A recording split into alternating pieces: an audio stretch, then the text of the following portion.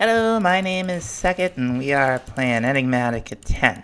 And last time, we made some machine blocks, machine frames, something like that, from Industrial Foregoing. Let's bring this stuff up. Where are they? They're in here somewhere. And this time, unfortunately, I started to record, and we made some progress, but that sound bug where I sound like a gremlin with like a really, really serious helium habit occurred. So we'll just go over what we did. Now, the first thing that we hear they are these simple machine frames. And we did those in the dissolution chamber. Oh, that doesn't work. This is the whole two things being linked. I know there's a way to change the EMI, I think, and this typey up here, this little input bar.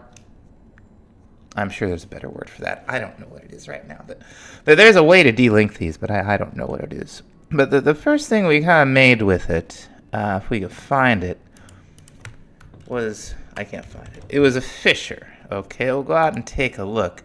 It uses this simple machine frame, some of the plastic that we made, and some gears, some vanilla materials. We use this gear. And it'll catch fish for you and other fishing related material. And all we've done with this so far is, here it is, one fisher. Here's what it looks like on the inside. We got our progress bar, which will run regardless of whether it has power, although it needs power to run. Every time it goes down, in theory, it's going to catch a fish, which is going to go into this ender chest, which connects with our drawers downstairs. And we'll talk about what this is in a minute. This is an energy cell from Bast-Ra that we are powering with this solar panel that we made last episode. The energy cells aren't hard to make. I think we got this one as a quest reward, but like much of the Bast-Ra stuff, it's pretty much like capacitors, dielectric casing, some iron, and then if we were to go up the rabbit hole, we'd see the energized steel that we made last episode, and so on.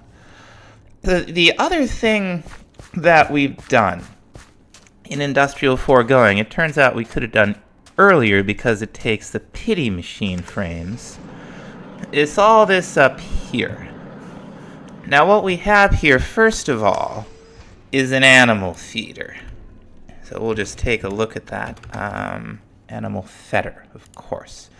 So the pity machine frame, which is just vanilla materials and other familiar stuff. You will be shocked to know that it is used to feed animals. These animal baby separators... time to sleep.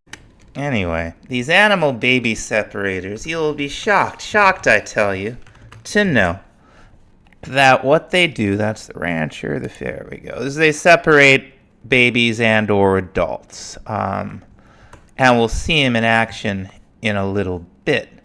This here mob slaughter factory, you guessed it, is going to slaughter mobs and turn them into one of two liquids. Now, I gotta get us some iron to proceed. Oh, but before I forget, the one other thing that we did was we made a block from the trash cans mod. We got, items, fluids, energy, all three. It's, it's pretty basic, just stone, cobblestone, and a chest. But you can hook it up to a pipe, and it has a white list and a black list. So we're putting a lot of the garbage and the non-stackables that we get from fishing, just voiding them out of the world. Some of this stuff we're going to kind of want to hang on to. That's why we have a nice big chest. Alright, I got some iron. And what we wanted it for was a couple more ender tanks, for which we will need some cauldrons. Alright, we just gotta run a little bit more power over here to our animal feeder. We have another solar panel and energy cell from Bast-Ra going over there. It should be enough to power this whole thing. We have a bunch of cows. This is right where we were farming the spirits of birthing, and we're going to continue to do so. We're going to go ahead, though, and put our cows down. And then we're just going to manually, for now, we can hook up like something to fill this up with wheat. But you can see, ouch. You can see the hearts, and these, I forgot to mention, are not covering this whole area as yet. Each one of these is actually just covering one block of space, and you can see that if you turn on the show working area. We can definitely do better. Now we do that in the same block that we made the basic machine blocks or machine frames or whatever they are. These things, simple machine frames. In there are any number of these range add-ons. Now each range, like you know how it was 1 by 1 block out there.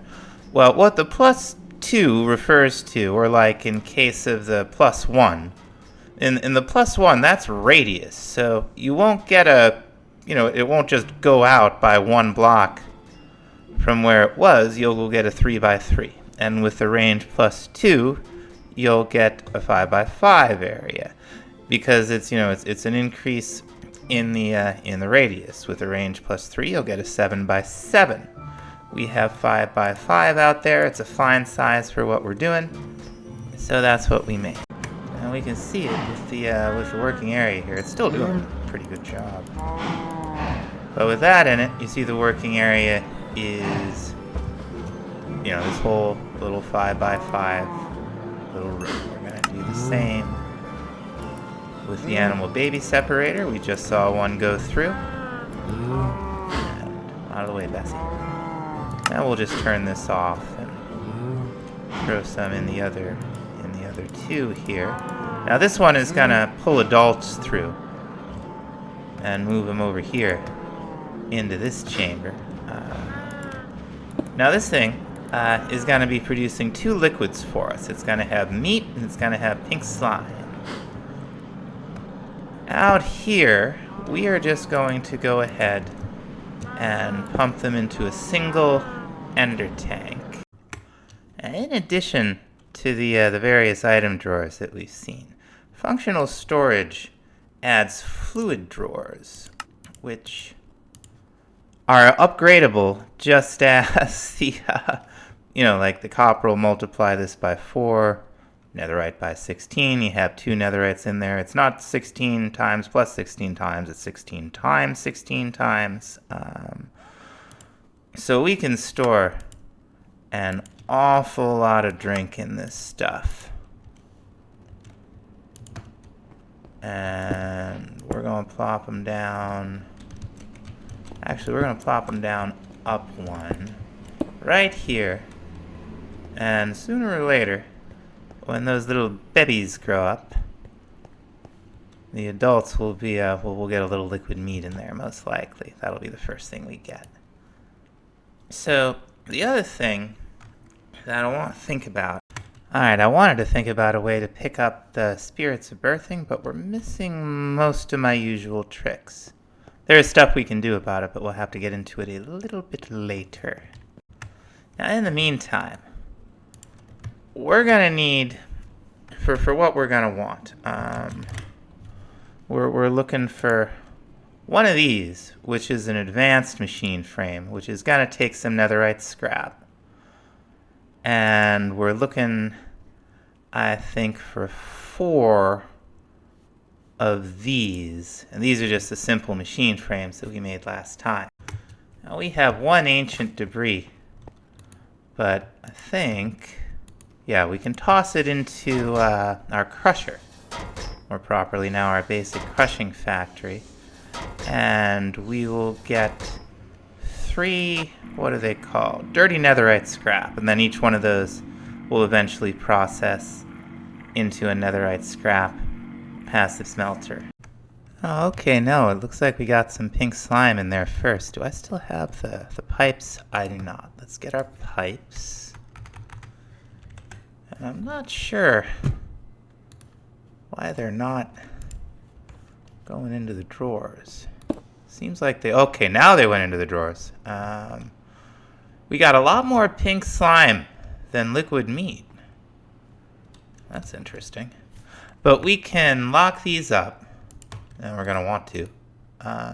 And now just have the one ender chest serving both. And if one of them gets full, we'll just upgrade it. Now our ore laser base is a little expensive, but I think we can handle it. This is the central block in... Oh, that's right. We need this. We still need some more pink slime. I would like to get a bucket's worth. And then we can make 2 of those. Speaking of which, that ancient debris should be done. What do we do? Do we already... Oh, okay, we got the netherite scrap right there. I think we have at least 1 more. Let's see, yeah, we have 2 more. So that'll do a bucket's worth of the pink slime once we build it up. Okay, now I forgot we can't just bucket out of these things, so 1 bucket. Now we finally got everything. We can go ahead here. And I have learned it doesn't actually matter which slots you put these things in, which makes this a lot easier. Just sort of shift click them up there. But this will give us our advanced machine frame. We'll make 1 more since we have half a bucket of pink slime. Now we'll eventually be able to hook all of this up to the AE system. Well, it will be possible to do so. Whether I figure out how to do it with applied energistics, that's another question entirely. What am I missing here? Oh, the machine frame. There we go. Well, let's take this one anyway. And see what else we're looking at for this ore laser. That's the base that we want. Okay, I've made everything. Now we will need... There's also a fluid laser, which is may become important later. There's also these laser drills. There it is. And we can have up to 4 of them pointing at the laser base. Probably going to start out with just 1. It's all stuff we've seen before here. Okay, we got a little power out here. Now I did some experimenting, and we went ahead, crafted this stuff up. Once you have the advanced machine frame, the rest of it isn't very difficult. And the laser drill, that's all familiar materials. Now it's changed a lot since the Mine Factory Reloaded days. I took this all the way down to bedrock because I thought that was how it still worked, but that's not how it works anymore. In fact, there's a lot of differences. We made 4. We have enough power to support 4, which is good. But that'll kind of help me demonstrate like how much this has changed.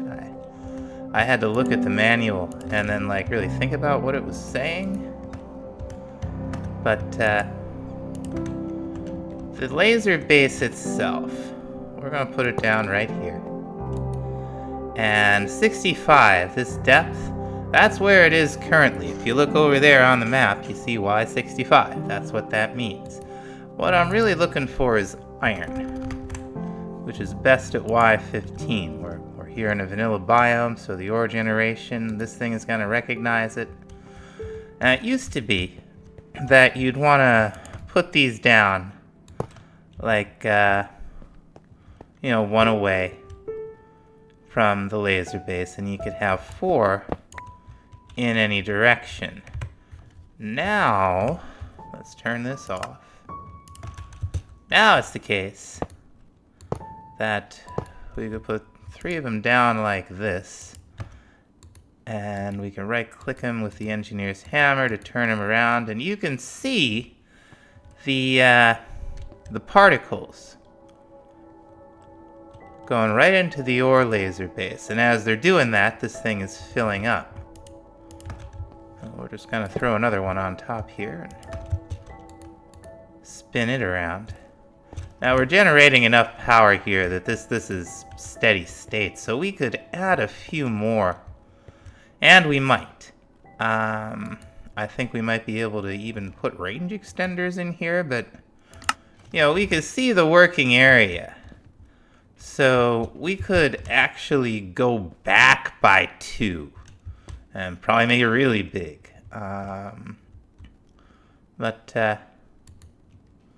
Which one are we? Which one did we click show the working area? Is it this one? It's this one. Okay.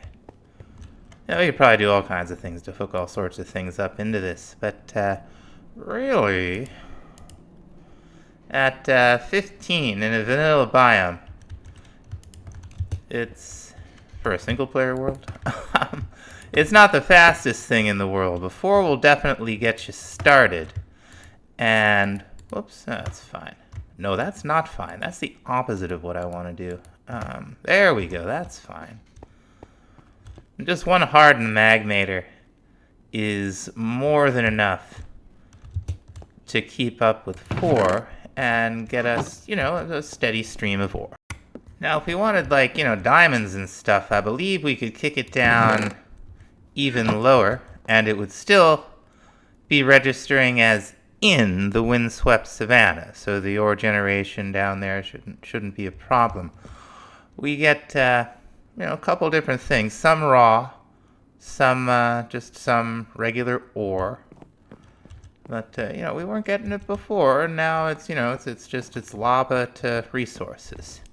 And I think we're gonna call it here. I know it's a bit of a shorter episode, but I did lose some footage, so here we are. Thanks so much for watching. We'll see you next time. Bye bye.